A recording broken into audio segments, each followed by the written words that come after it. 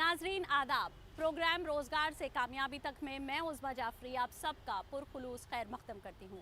नाजरीन, जैसा कि आप जानते हैं कि इस प्रोग्राम के ज़रिए हम आपके मुस्तकबिल को लगातार बेहतर बनाने की कोशिश कर रहे हैं।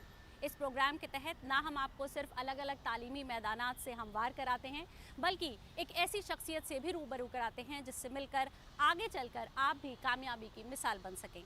आज जिस फील्ड के बारे में हम आपको बताने जा रहे हैं वो है फ़िज़िकल एजुकेशन। फ़िज़िकल एजुकेशन में क्या हैं करियर के ऑप्शंस, किस तरह आप अपने मुस्तकबिल को बेहतर बना सकते हैं फ़िज़िकल एजुकेशन करके, ये सब अहम जानकारी हम आपको देंगे। लेकिन उससे पहले आइए इस पैकेज के जरिए जल्दी से जान लेते हैं कि आखिर फ़िज़िकल एजुकेशन है क्या। फिजिकल एजुकेशन का बुनियादी मकसद सेहतमंद समाज की तामीर करना है। यही एक ऐसा सब्जेक्ट है जिसमें एक नौजवान न सिर्फ अपने जिस्म को सेहतमंद रखना सीखता है, बल्कि दूसरों को भी सेहत के तई बेदार करके एक सेहतमंद समाज की तामीर में नुमाया रोल अदा करता है। आज की भागती दौड़ती जिंदगी में सेहत से जुड़ी दिक्कतों का सामना बड़े पैमाने पर करना पड़ रहा है। वहीं जिस्मानी तालीम से जुड़ा हुआ शख्स सेहत से मुतालिक परेशानियों से कम परेशान होता है। सेहत के तई बढ़ती बेदारी के नतीजे में आज फिजिकल एजुकेशन नौजवान के लिए न सिर्फ एक बेहतर और दिलकश सब्जेक्ट बन रहा है, बल्कि एक बेहतर करियर ऑप्शन के तौर पर भी सामने आ रहा है। उम्मीद है इस पैकेज के जरिए आपने फिजिकल एजुकेशन के बारे में कुछ हद तक समझ लिया होगा। लेकिन इस फील्ड को और बारीकी से जानने के लिए आइए चलते हैं अपने अगले सेगमेंट की तरफ, जिसका नाम है करियर की बात एक्सपर्ट के साथ। फिजिकल एजुकेशन पर मजीद बात करने के लिए इस वक्त हमारे साथ मौजूद है महाराजा अग्रसेन कॉलेज के फिजिकल एजुकेशन डिपार्टमेंट के senior faculty doctor Mukesh Agarwal. Sir, खैर मकदम है आपका हमारे इस शो में। धन्यवाद। सर, सबसे पहला सवाल आपसे यही है कि अगर एक नौजवान फिजिकल एजुकेशन या स्पोर्ट्स साइंस की फील्ड को समझना चाहे तो आप क्या कहेंगे? जहाँ तक किसी के जानने की बात है, मुझे लगता है कि हर व्यक्ति अपने जीवन में शारीरिक शिक्षा विभाग से जुड़ा हुआ होता है। बच्चा जब खेलता है, कोई भी एक्टिविटी करता है, वो कहीं ना कहीं शारीरिक शिक्षा का एक पार्ट होता है। तो इसीलिए इसको समझने के लिए और जानने के लिए अगर हम जीवन के में इसको अपने उतारते हैं तो ये जीवन पर्यंत हमारे स्वास्थ्य के लिए बहुत ही लाभदायक है। और इसके द्वारा हम जानकारी लेकर छोटी छोटी एक्सरसाइजेस के द्वारा अपने शरीर को तंदुरुस्त रख सकते हैं। सर, अगर हम और फील्ड्स की बात करें तो उसमें करियर ऑप्शंस काफ़ी अच्छे होते हैं। अगर हम फिजिकल एजुकेशन के बारे में जानना चाहें तो इसमें कैसे एक बेहतर मुस्तकबिल बनाया जा सकता है और क्या क्या करियर ऑप्शंस हैं इस फील्ड में? फिजिकल एजुकेशन का जो कैरियर है, सबसे आसान और अच्छी बात जो मैं नॉर्मली सभी को कहता हूँ, जिस चीज़ के लिए लोग पैसे देते हैं उस चीज़ के लिए हम पैसे लेते हैं। किसी को भी खेलने के लिए जब किसी ग्राउंड के अंदर जाना होता है या जिम में एक्सरसाइज करने के लिए जाना होता है, उसके लिए वो पेमेंट करता है। लेकिन इस फील्ड के अंदर कैरियर बनाने के बाद आप उस चीज़ के लिए चार्ज करते हैं। जहाँ तक कैरियर की बात है, सिर्फ इसका कैरियर जिम या ग्राउंड तक लिमिटेड नहीं है। उच्च शिक्षा विभाग के अंदर, हायर एजुकेशन के अंदर, टीचिंग के अंदर भी इसका बहुत बड़ा स्कोप है। और भारत सरकार आजकल खेल के ऊपर बहुत विशेष ध्यान दे रही है। तो कोचिज़ के अंदर बहुत अच्छा उन्होंने पैकेज जो है उपलब्ध कराया है। उसके अलावा खेल की प्रतियोगिताओं का आयोजन करना, इवेंट मैनेजमेंट अगर आप देख रहे हैं, और जिस तरह क्लब कल्चर की शुरुआत हो चुकी है विभिन्न खेलों के अंदर, स्पेशली क्रिकेट के अंदर, फुटबॉल के अंदर, हॉकी, बैडमिंटन के अंदर लीग शुरू हो चुकी है। तो इवेंट मैनेजमेंट के अंदर, स्पोर्ट्स इवेंट मैनेजमेंट के अंदर बहुत बड़ा स्कोप है आज के समय में। उसके अलावा पर्सनल ट्रेनर के रूप में अपना कार्य कर सकते हैं, या फिर आप एक्सरसाइज स्पेशलिस्ट या फूड न्यूट्रिशन के रूप में भी काफ़ी आपके पास इस कैरियर की सुविधाएं उपलब्ध है। सर, ये तो बात रही आम करियर ऑप्शंस की। अगर हम स्पोर्ट्स कोटा की बात करें तो स्पोर्ट्स कोटा के ज़रिए भी काफ़ी नौकरियां हासिल की जा सकती हैं। लेकिन किस तरह की अवेयरनेस या किस तरह की जागरूकता नौजवानों में स्पोर्ट्स कोटा को लेकर है? स्पोर्ट्स कोटा यकीनी तौर पर जिन लोगों को सुविधाएं पर्याप्त नहीं हैं और उन सुविधाओं के दरमियान वो स्पोर्ट्स कोटा के माध्यम से एक प्लेटफॉर्म तक पहुंच पाते हैं। स्पोर्ट्स कोटा नॉर्मली अगर आप जॉब के पॉइंट ऑफ व्यू से देखें तो कुछ सरकारी संस्थाएं हैं जो स्पोर्ट्स कोटा के माध्यम से लोगों को नौकरियां प्रदान करती हैं। जहां तक शिक्षा का जानकारी देने की बात है, अंडर ग्रेजुएट लेवल के वो स्पोर्ट्स कोटा एप्लीकेबल है, जो दिल्ली के विभिन्न कॉलेज में एडमिशन के लिए एप्लीकेबल होता है। तो स्पोर्ट्स कोटा से लोगों को यकीनी तौर पर काफ़ी चीज़ें सहूलियत मिलती है। पर छोटे शहरों में जानकारी के अभाव में बहुत सी प्रतिभाओं का अभी तक नुकसान हो रहा है। लेकिन मुझे लगता है सोशल मीडिया के आने के बाद या जो ये इनिशिएटिव जो हमारा मीडिया अब आज के टाइम में ले रहा है और जानकारी दे रहा है, इससे सभी खिलाड़ियों तक इसकी पहुंच पाएगी। सर, अब आपसे ये जानना चाहेंगे कि इस फील्ड में यानी कि फिजिकल एजुकेशन की फील्ड में कामयाब होने के लिए किस तरह की काबिलियत एक स्टूडेंट में होनी चाहिए? सबसे पहली चीज़ है लगन और फिर अनुशासन। अगर आप में डेडिकेशन और डिसिप्लिन नहीं है तो इस क्षेत्र के अंदर आपका टिक पाना मुश्किल है, क्योंकि ये क्षेत्र आपसे निरंतर प्रयास और अथक परिश्रम इसकी अपेक्षा करता है। सर, अगर हम बात करें महाराजा अग्रसेन कॉलेज की, तो महाराजा अग्रसेन कॉलेज का जो ये डिपार्टमेंट है फिजिकल एजुकेशन का, वहाँ पे किस तरह के कोर्सेज चलाए जाते हैं? जहाँ तक महाराजा अग्रसेन कॉलेज की बात है, ये दिल्ली विश्वविद्यालय से संबंध रखने वाला एक महाविद्यालय है और यहाँ विभिन्न जो कोर्सेज है वो UGC अप्रूवल, एक लंबी प्रोसेस और प्रक्रिया होती है। फिजिकल एजुकेशन के अंदर आज के समय में यहाँ पर जेनेरिक इलेक्टिव सब्जेक्ट पढ़ाया जाता है और जिसके अंदर हमारे यहाँ अपर लिमिट जो 60 स्टूडेंट्स की है और ऑलमोस्ट हर सेमेस्टर के अंदर हमारे पास वो अपर लिमिट क्रॉस हो जाती है, जिससे बहुत से बच्चे इसको पढ़ने से भी वंचित रह जाते हैं। पर ये एक बहुत अच्छा प्रयास और प्रयत्न है और कॉलेज द्वारा पूरा सहयोग और सपोर्ट दिया जाता है, तो बहुत से बच्चे इस सब्जेक्ट को पढ़ पा रहे हैं। उसके अलावा हम खेल के माध्यम से जो हमारी विभिन्न खेलों की जो टीमें हैं, जैसे फुटबॉल है, बास्केटबॉल है, वॉलीबॉल है, क्रिकेट है, बैडमिंटन, चेस, कैरम, सभी टीमें के अंदर बच्चे जो स्पोर्ट्स में खेलने के लिए आते हैं वो हमसे निरंतर वार्तालाप करके भी शारीरिक शिक्षा के प्रति ज्ञान को प्राप्त करते रहते हैं। सर, फिजिकल एजुकेशन और स्पोर्ट्स की बात है, ये फील्ड उससे रिलेटेड है, तो ऐसे में फिजिकल फिटनेस भी बहुत ज़रूरी है स्टूडेंट की। आपके यहाँ जो कोर्सेज हैं उसमें फिजिकल फिटनेस पे कितना जोर दिया जाता है और किस तरह की ट्रेनिंग दी जाती है? फिजिकल फिटनेस का मेरे मानने से कोई महत्व नहीं है। आज के समय में मेडिकल फिटनेस के बाद सेकंड टर्मिनोलॉजी फिजिकल फिटनेस ही है और जो भी इसको ना सिर्फ जान रहा है बल्कि मान रहा है, उसको जीवन में मेडिकल फिटनेस की ज़रूरत कम होती जा रही है। अगर आप फिजिकल फिटनेस कर लोगे तो आपको हॉस्पिटल से और मेडिकल की शॉप से दूरी अपने आप भी बन जाएगी। सर, फिजिकल एजुकेशन की फील्ड में आजकल किस तरह के नए ट्रेंड्स देखने को मिल रहे हैं और अगर हम दूसरे देशों के मुकाबले में देखें तो हमारा देश फिजिकल एजुकेशन में कहाँ खड़ा है? जहाँ तक नए ट्रेंड की बात है, आज भारत हर क्षेत्र के अंदर अग्रणी है और सरकार बहुत ही बेहतरीन तरीके से सभी क्षेत्रों को अपने साथ लेकर चल रही है। नए ट्रेंड जितने भी वर्ल्ड के अंदर होते हैं, ग्लोबलाइजेशन के अंदर ये बात कहनी अब बेमानी हो गई है। कोई चीज़ पहले अमेरिका में आएगी, यूरोप में आएगी, उसके बाद भारत के अंदर आएगी। आज बहुत से क्षेत्रों में जो शुरुआत उपलब्धि भारत शुरू करता है उसको यूरोप और अमेरिका फॉलो करने की कोशिश करता है। तो इस कारण खेल के अंदर जितनी भी नई चीज़ें हो रही है या इसके अंदर जितने अनुसंधान और नए नए प्रयोग किए जा रहे हैं और जितनी भी चीज़ें की जा रही है उसके अंदर भारत भी एक अग्रणी स्थान पर उपलब्ध है। आपने पीछे देखा होगा, भारत ने कॉमनवेल्थ गेम बहुत बढ़िया तरीके से करवाया था और मैं उम्मीद कर रहा हूँ कि निकट भविष्य में हम ओलंपिक खेलों का भी आयोजन यहाँ पर भारत की धरती पर करेंगे। सर, अगर आज की सरकार की बात करें तो वह नवाचार पर काफ़ी ध्यान दे रही है, तो ऐसे में नवाचार और फिजिकल एजुकेशन की फील्ड के रिश्ते को आप किस तरह से देखते हैं? फिजिकल एजुकेशन कभी भी एक अलग चीज़ नहीं थी। चूँकि मैकाले सिस्टम एक पद्धति रही है भारत के अंदर जो ब्रिटिश काल से आई है और उसी के अनुसार हम चीज़ों को अलग अलग परिप्रेक्ष्य में देखने की कोशिश करते हैं। लेकिन भारत की जो सनातन संस्कृति है या जो गुरुकुल महत्व था, जो परंपरा थी, उसमें सभी चीज़ों का समायोजन हुआ करता था और भारत सरकार ने अब इस नए दौर के अंदर इन्हीं चीज़ों को मद्देनज़र रखकर सभी चीज़ों के समायोजन के साथ ये वो नई अपनी एक पॉलिसी लेकर आए हैं। सर, ये तो बात हम कर रहे हैं फिजिकल एजुकेशन की। अगर हम खान पान की बात करें तो खान पान आम जिंदगी में बहुत ज़रूरी है, जैसा कि हम सभी जानते हैं। अगर हम दोनों फील्ड्स को रिलेट करके देखें तो फिजिकल एजुकेशन की फील्ड में खान पान की कितनी अहमियत है?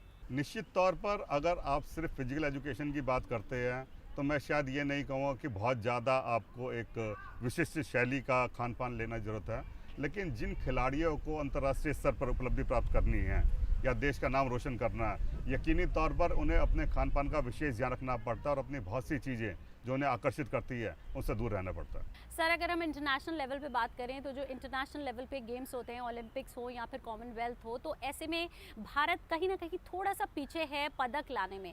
इस चीज़ को बढ़ावा देने के लिए कि भारत वहाँ पर भी आगे बढ़ चढ़कर हिस्सा लेने के साथ साथ पदक भी लाए, उसके लिए क्या एक ऐसी चीज़ की ज़रूरत है जो हमें इनकॉर्पोरेट करनी चाहिए?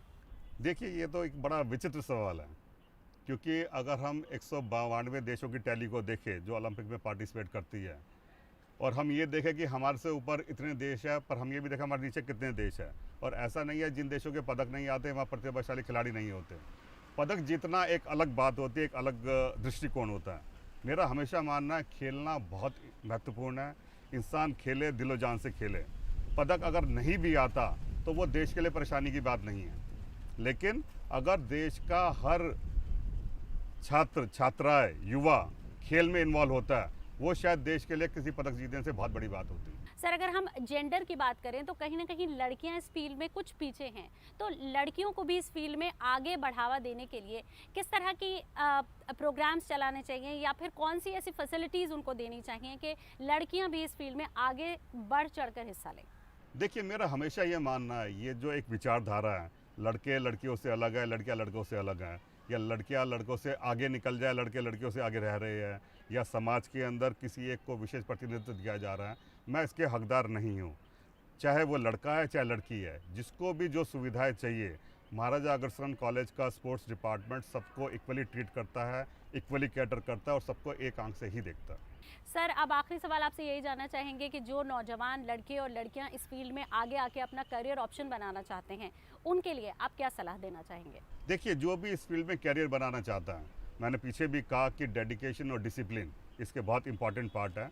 इसके अलावा आपको इस फील्ड के अंदर जो कोर्सेज अवेलेबल है, जिसकी जानकारी इंटरनेट पर भी उपलब्ध है, उसके अलावा डिफरेंट एक्सपर्ट्स भी टाइम टू टाइम लोगों को एडवाइस करते हैं।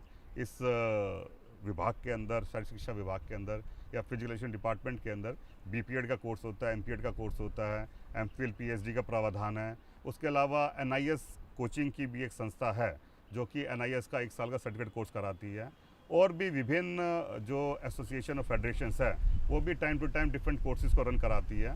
इसलिए आपका जिस भी क्षेत्र में जहाँ पर भी आपका एक अनुभव है या जहाँ पर भी आप जाना चाहते हैं, उस क्षेत्र से संबंधित वेबसाइट पे आप नज़र रखें और सारी जानकारी आपको वहाँ से प्राप्त हो जाएगी। उस विषय में आप अपने आप को एक्सीलेंस लेवल पर लेकर जाइए, आपके लिए कैरियर की असीम संभावना है। सर, फिजिकल एजुकेशन की फील्ड पर आपने हमको इतनी अहम जानकारी दी, उसके लिए आपका बहुत बहुत शुक्रिया। धन्यवाद। अगर हम बात करें महाराजा अग्रसेन कॉलेज की, तो क्या ख़ास दूसरे कॉलेज से किस तरह से अलग है, क्या ख़ास फिजिकल एजुकेशन में यहाँ आपको सिखाया जा रहा है? एज अ महाराजा अग्रसेन की बात करें तो यहाँ प्रॉपर ग्राउंड है हमारी प्रैक्टिसेस के लिए, प्रॉपर टाइमिंग है, हमें प्रॉपर रिफ्रेशमेंट्स प्रोवाइड किए जाते हैं जिससे हमारी एनर्जी लॉस नहीं होती। हम लोग थक भी जाते हैं तो प्रॉपर वाटर कूलर्स हैं, हम सब पानी वगैरह किसी चीज़ की कोई दिक्कत नहीं है, हम लोग प्रॉपर प्रैक्टिस कर सकते हैं। हमें गाइड करने के लिए हमारे सीनियर्स भी हैं, तो हमें किसी चीज़ की कोई प्रॉब्लम नहीं होती है महाराजा अग्रसेन कॉलेज में। फिज़िकल एजुकेशन सर क्या है कि सिर्फ स्पोर्ट्स जो हम सोचते हैं वो ये होता है कि सिर्फ खेलना नहीं होता, उससे बहुत सारे अदर एस्पेक्ट्स हैं जो जुड़े हुए हैं। टीम वर्क, मैनेजमेंट, प्लानिंग, और उसके बाद आपका क्या कहते हैं डिसिप्लिन, टाइम मैनेजमेंट, बहुत कुछ जुड़ा हुआ है। और फिर उसके बाद आप करियर में अगर जाएं तो क्या कहते हैं बहुत सारे डिस्ट्रिक्ट, स्टेट, नेशनल्स, बहुत कुछ होता है। और अभी इंडिया ने खेलो इंडिया नाम से एक नया शुरू करा है, क्योंकि नेशनल्स हर कोई नहीं खेल पाता है। तो ऐसे बहुत सारे इनिशिएटिव है, उससे आपको जॉब में भी हेल्प मिलती है और भी बहुत कुछ होता है। बाकी सारे एक्सपेक्ट्स हैं जो करने पड़ते हैं। फ़िज़िकल एजुकेशन सिर्फ एक फ़िज़िकल एजुकेशन नहीं है, वो एक मेंटल एजुकेशन भी है।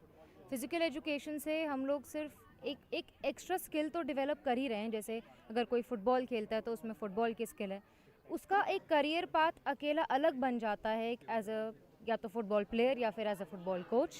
साथ में ही develops a lot of other things, जैसे टाइम मैनेजमेंट, पंक्चुअलिटी सबसे बड़ी चीज़ है।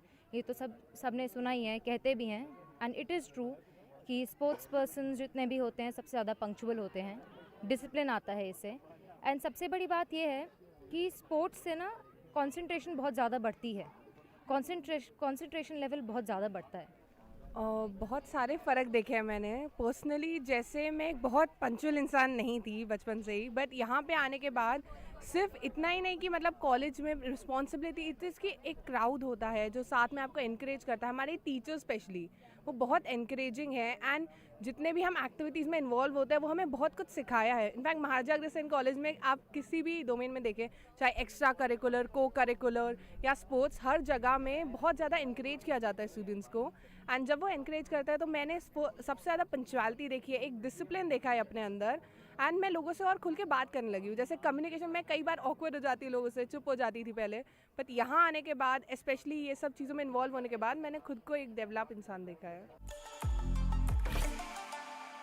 नाजरीन, ये तो रही आपके मुस्तकबिल की बात। आइए बढ़ते हैं अपने अगले सेगमेंट की तरफ, जिसमें हम आपको नौकरियों और एडमिशन्स के बारे में बताते हैं। तो आइए जल्दी से देख लेते हैं कि कहां कहां आप इस वक्त एडमिशन्स ले सकते हैं और कौन कौन सी जगहों पे नौकरियां हासिल कर सकते हैं।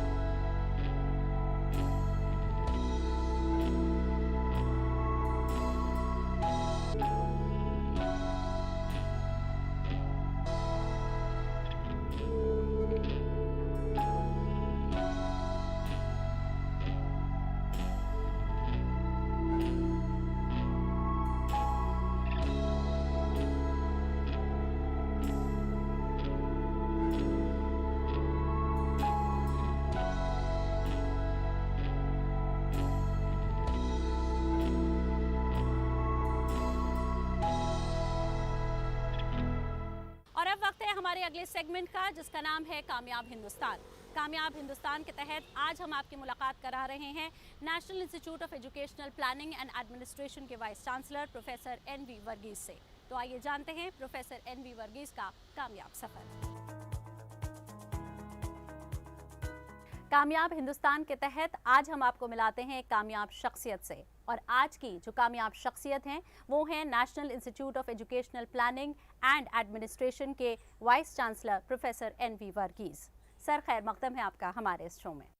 सर, सबसे पहला सवाल आपसे यही है कि इकोनॉमिक्स में PhD से लेकर नीपा के वाइस चांसलर बनने तक के इस कामयाब सफ़र को आप किस तरह से देखते हैं? It's a great journey, wonderful experience, and certainly an exemplary example that any person can follow.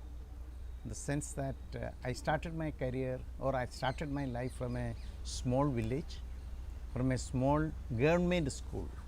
Normally you find those people who are well placed in this country and abroad are from the private English medium schools. I come from a small village and I went to the government school, and I have full confidence in the public system, and I am very happy that I am continuing to serve the public system to improve the public system. Then I went to one of the best colleges in Kerala. Then I studied in Delhi for my doctoral studies. Then I went abroad for my studies, and after that I came back joined as a faculty in NIPA. Then I went abroad and I was the head of governance and management in the International Institute of Education Planning, which is a think tank for UNESCO in the field of education. After that I came back and joined as a founding director of the Center for Policy Research in Higher Education, and I became the Vice Chancellor in 2017 as a Vice Chancellor of NIPA. Sir, कहा जाता है कि हर कामयाब शख्सियत के पीछे एक और शख्सियत का हाथ होता है। आप अपनी कामयाबी के श्रेय किसे देना चाहेंगे? I think to my teachers and to the institutions, and as I mentioned, I am a person who studied and worked in the public institutions. I have strong faith in the public institutions, and all my efforts have been, whether international or national efforts have been to strengthen the public institutions, the public services, and if we can make a small change in the delivery in terms of efficiency and quality of public delivery systems, I'll be very happy. That will be my greatest achievement. Sir, आपको अपने काम के लिए काफ़ी recognition मिली है। कितना अहम होता है रिकग्नाइज होना और अवार्ड्स मिलना आगे सक्सेसफुल होने के लिए? No, there are many mentions. I will not say that I got any great award, but these are important things as a promotion. Two things: the idea that you are describing in a book or in an article gets wider publicity. The second one, it's an individual recognition that gives you more incentive to continue with in the system. Sir, एक vice chancellor के तौर पर आपकी क्या ख्वाहिशें हैं Nipah को लेकर जो आप अपने टेन्योर में होता देखना चाहते हैं? I was experimenting in the last 4.5 years with a system. Can I develop a collegial model of governance and management of a higher education institutions, which can be given as a message to institutions in this country? How do we develop a gentler and kinder NIPA and administration? And how do we move towards a research university? It's a specialized university. How do we move to a research university? These were some of my major concerns, and I think I will not say that it has been fully successful. That is to be evaluated by the people after I leave this institution, but we have moved reasonably successfully towards that end. Sir, आप 2013 तक IIEP UNESCO के governance and management and education के head भी रहे हैं। इस सफ़र के बारे में जानना चाहेंगे, किस तरह की जिम्मेदारियां आपने इस सफ़र में निभाई? It was an exciting experience of interacting with the developing countries, and I was working very closely in many countries, closely with institutions in many countries, especially in Africa, Southeast Asia, South Asia, and globally. So I was responsible for research and programs in higher education. Then I was also responsible for introducing a master's program, the first master's program in education planning and management in the world, and that is by a UNESCO institution. So I was responsible for establishing that program, and I have also done a lot of research and policy research, interacted with many countries in Africa and in Asia in terms of alignment or my interactions with the policy making processes in several issues, especially related to higher education. Say for example, my book in 2001 on East Asian economic crisis was one of the few books, rare books on that topic at that point of time, which was very much useful for many countries at that point of time. There was another book for the Asian region on institutional restructuring. What we are talking about today, we are moving towards changes in higher education. You know, these things were captured by that, and there are several books. One of my books on the first book in one of the first books in Africa on private higher education in Africa at a time when this was not picked up in Africa, has also substantially contributed to policy making process and changes in the policy. Even in India, when I started talking about massification of higher education, that was not a concept that was used in India, and you find that we could do quite a lot of work in that. I started also a program, a publication called India Higher Education Report Series after coming back to India. So it has been a very fruitful experience, a very challenging experience, and I should also say that I introduced that master's program, which was very well received at that point of time. As an Indian, I feel highly proud and privileged that I got the opportunity first to design such a program in the world. Sir, आखिरी सवाल आपसे यही करेंगे कि Nipah के students या फिर educational Planning and Administration के स्टूडेंट्स को आप क्या मैसेज देना चाहेंगे? I will say that the intention is to create a pool of people who has good knowledge, deeper theoretical understanding, and a practical experience in educational planning to support, to help the policy making processes, and also understanding about education. How do we analyze education?